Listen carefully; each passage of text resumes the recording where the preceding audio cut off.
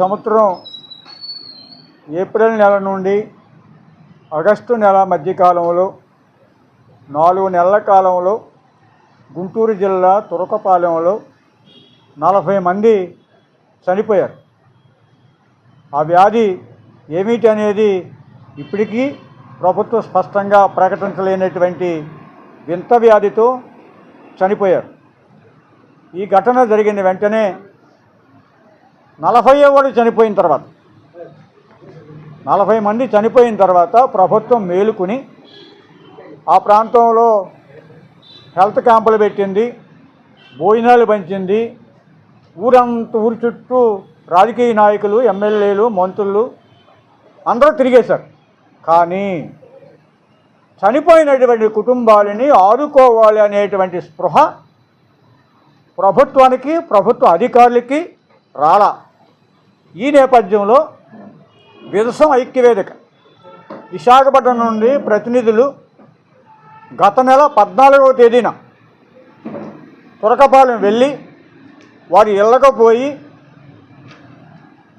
ఆ మరణించిన కుటుంబాలని ఓదార్చి వారి కష్టాలు తెలుసుకొని వారందరినీ తీసుకొని మరుసటి రోజు 15వ తేదీ సోమవారం గుంటూరు జిల్లా కలెక్టర్ని కలిసి, కలెక్టర్ గారు, మీరు భోజనాలు పెట్టడం, మందు బిళ్ళలు పంచడం కాదు, చనిపోయిన కుటుంబాలని ఆదుకోవాల్సిన బాధ్యత ప్రభుత్వం మీద ఉంది. కాబట్టి వీరికి 25 లక్షల రూపాయలు నష్టపరిహారం చెల్లించండి అని మేము అడగడమే కాదు, ఆ బాధితుల చేత కూడా ఉత్తరాలు ఇప్పించడం జరిగింది.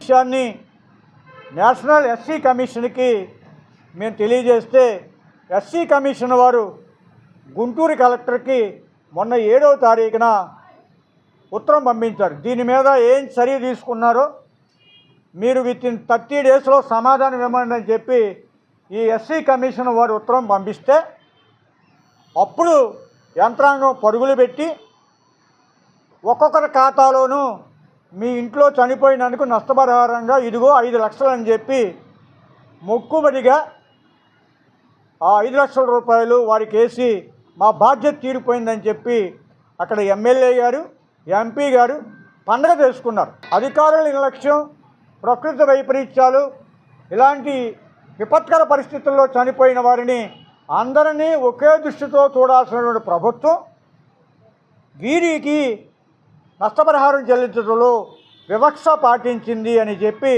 మేము మీ ద్వారా ప్రకటిస్తూ ఉన్నాం. మీకు తెలుసు, తిరుపతి తొక్కిసలాట్లో చనిపోయిన వారికి ప్రభుత్వం 25 లక్షలు ప్రకటించింది. అన్నమయ్య జిల్లాలో ఏనుగు తొండం వల్ల ఏనుగు తొక్కిసలాట్లో చనిపోయినటువంటి వారికి 10 లక్షల రూపాయలు ప్రకటించి గాయపడిన వారికే 5 లక్షలు ప్రకటించింది పవన్ కళ్యాణ్ గారు. మరి ఇక్కడ మనుషులు మూకుమ్మడిగా చనిపోతే 5 లక్షలు ప్రకటిస్తారా? ఇది తప్పు. ఇదెక్కడ ధర్మం?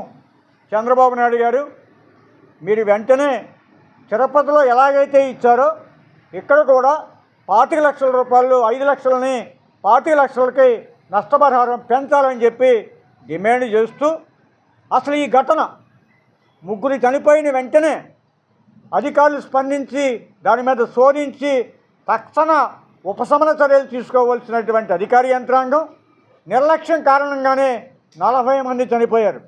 అక్కడ వాటర్ సప్లై వారు, మెడికల్ డిపార్ట్మెంట్ వారు, రెవెన్యూ యంత్రాంగం వీరంతా నిద్రపోయారు. అందువల్ల 30 చావులు పెరిగాయి, 40 చావులు పెరిగాయి. అందుకని ఈ నిర్లక్ష్యానికి ఖచ్చితంగా వారు మూల్యం చెల్లించుకోవాలి.